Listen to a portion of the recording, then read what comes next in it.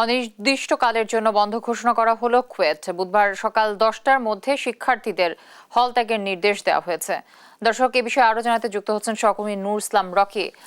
Rocky, academic কার্যক্রম বন্ধের মধ্যে হঠাৎ কেন কুয়েত বন্ধ ঘোষণা করা হলো এবং এ নিয়ে কি বলছে আসলে বিশ্ববিদ্যালয় কর্তৃপক্ষ এবং শিক্ষার্থীরা? খুলনা প্রকৌশল ও প্রযুক্তি বিশ্ববিদ্যালয়ের আজকে যে জরুরি সিন্ডিকেট সভা হয়েছে, এই সিন্ডিকেট সভায় কিন্তু সিদ্ধান্ত হয়েছে যে একাডেমিক কার্যক্রম অনির্দিষ্টকালের জন্য বন্ধ ঘোষণা করা হয়েছে। পাশাপাশি আগামীকাল সকাল 10টার ভিতর যে হলগুলো আছে, এই হলগুলো থেকে কিন্তু শিক্ষার্থীদের ছেড়ে যেতে নির্দেশ দেওয়া হয়েছে। এর আগে আজ সকালে কিন্তু ছাত্ররা বেশ উত্তেজিত ছিল, যেহেতু তারা একটা খবর পেয়েছিল যে গতকাল রাতে কুয়েটের উপাচার্য তালা ভেঙে তার বাসভবনে গিয়েছে। সেই ঘটনাকে কেন্দ্র করে কিন্তু আজ দুপুরের দিকে প্রায় 18 থেকে 20 জন শিক্ষার্থী কুয়েটের ভিসির বাসভবনে যায় এবং তারা সেখানে তালা ঝুলাতে যায়, কিন্তু সেখানে শিক্ষকদের বাধার কারণে কিন্তু তারা তালা না ঝুলিয়ে কিন্তু ভিসির কার্যালয় থেকে চলে আসে।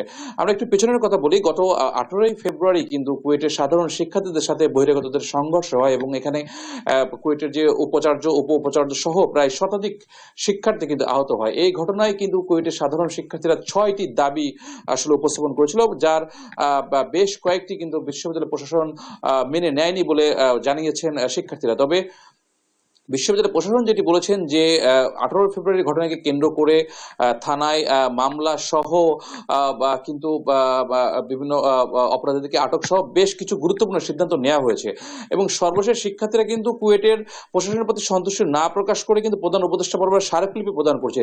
সব মিলিয়ে কিন্তু একটু থমথমে অবস্থা বিরাজ করছে, যার কারণে কিন্তু আজকে বিশ্ববিদ্যালয় প্রশাসন সিদ্ধান্ত নিয়েছে যে অনির্দিষ্টকালের জন্য কুয়েট বন্ধ ঘোষণা করার।